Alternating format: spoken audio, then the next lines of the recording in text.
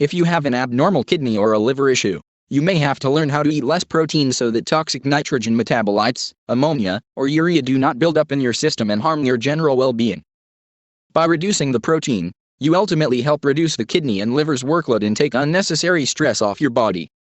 A low-protein diet should only be undertaken when instructed and supervised by a doctor. Part 1. Identifying the sources of protein in your diet. 1. Understand why you might need to eat less protein. If you have problems with your liver or your kidneys, for example if you have been diagnosed with chronic kidney disease, you may be told to lower your protein intake. When your body processes food, the waste product urea is formed. If you have problems with your kidneys, the urea may not be passed as it should. A buildup of such waste products can be very damaging for your health. By lowering the amount of protein you consume, you are decreasing your kidney's workload. But remember that protein is an essential part of your diet, and you should only switch to a low-protein diet when advised and under the supervision of a doctor. 2. Determine high-value protein foods. The first step to eating less protein is getting a clear understanding of where and how you consume protein in the first place. We consume two types of protein, high-value protein and low-value protein. Animal protein is high-value protein. It's important that you consume enough of this in order to keep your body healthy. This type of protein typically produces less waste than low-value protein due to the balance of amino acids. Chicken, turkey, fish, red meat, eggs, and pork are high-value protein foods. Dairy is also a high-value protein, but dairy products also contain a high amount of phosphorus. Because of this, you may be required to lower the amount of dairy products you consume.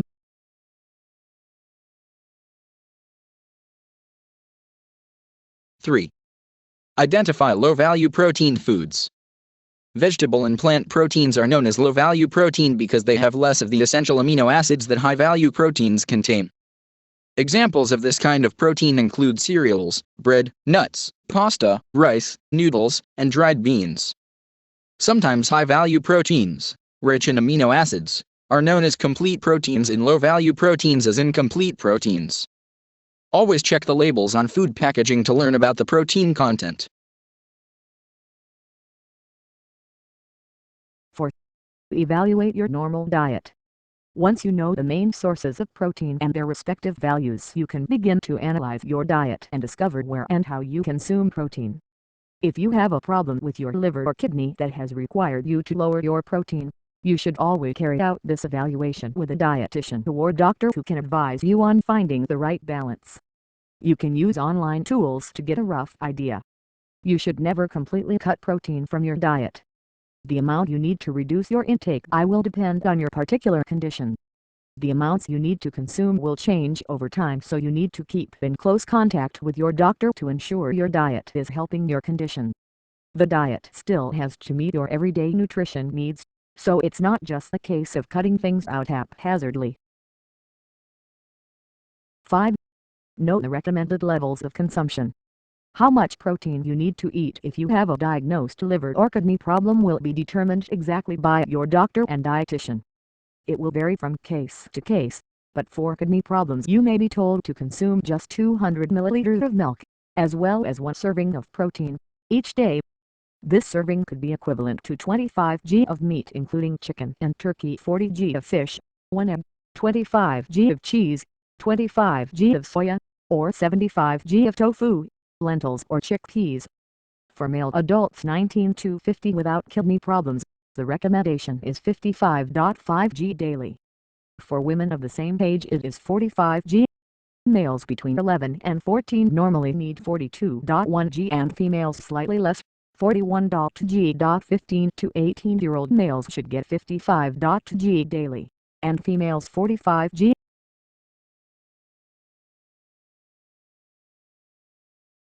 Part 2.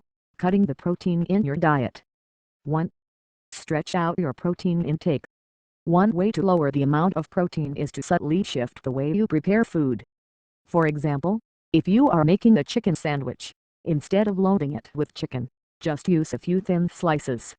Add lots of lettuce, tomatoes and salad to balance it out so you still have a satisfying sandwich. Adding vegetables to egg or ground meats can significantly reduce the overall amount of protein in a meal or snack. You can add bulk to soup by including low-value proteins such as rice. In cream soups, cut down on milk and use a lower protein substitute. Favoring these lower value proteins over high value protein is a good way to lower your consumption but ensure you continue to get a balanced diet.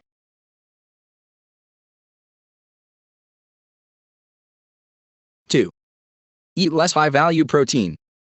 As part of your strategy for cutting down on high-value protein, you will have to reduce the amount of meat you eat. This doesn't necessarily mean cutting it out altogether, but rather reorganizing your meal so meat is a smaller side dish instead of the main focus of the meal. You can try incorporating more meat-free days into your week. Consider going vegetarian, as many plant-based protein sources have far less protein in them than animal sources. You should always try to replace the calories that you would have consumed from the meat with something else. For example, have more vegetables or grains to compensate for less meat. Use vegetables and whole grains as fillers, and remember to consume healthy fats that do not contain high levels of protein, such as coconut oil, avocado, etc. If you like cheese, try a smaller amount of a stronger cheese so you still get the taste but in a smaller, more intense dose.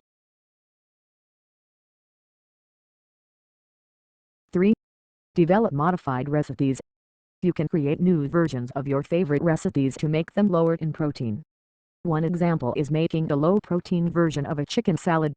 A normal recipe could have 3 cups of chopped cooked chicken, with 1/4 cup of celery, 1 cup of red apples, 1/4 cup of pecans and 3 teaspoons of mayonnaise. You can make this low protein by switching the ratios of ingredients. Change to 1 1/2 cups chicken and raise the amount of celery to 1 cup to compensate.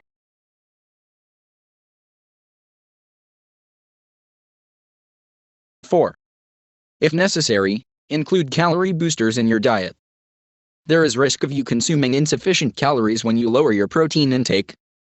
When you planned out your diet with your doctor or dietitian, she will have taken this into account, and she may have recommended you include some calorie boosters. This could include healthy fats, such as olive oil, salad dressings, and sunflower oil. Avoid adding too many carbohydrates to meals to boost calories. Healthy fats are a great calorie booster and provide amazing benefits to the body. Honey, jam, and other sweeteners can be added to food and drink to boost your calorie intake. If you are diabetic, be sure to consult with your doctor before including these sugary boosters.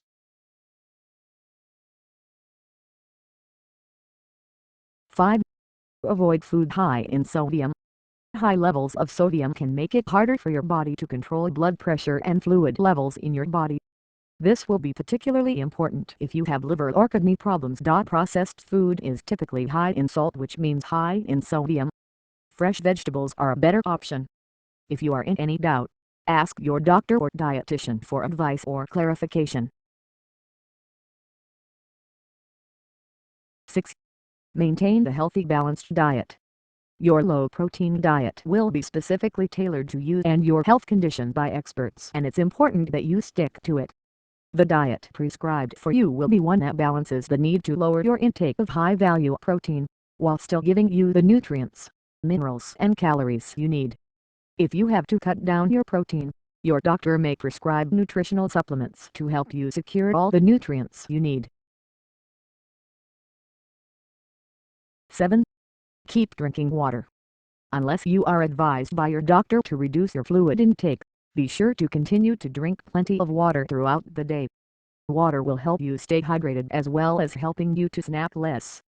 Sometimes we mistake thirst for hunger and snack when we should be drinking water. Eating fewer snacks can make it easier to lower your protein intake. Generally, you are recommended to drink 1.2 liters of water a day. Tips. Supplement your diet with the minerals that you are cutting out by reducing or eliminating the protein. These include amino acids, thiamine, niacin, riboflavin, and iron.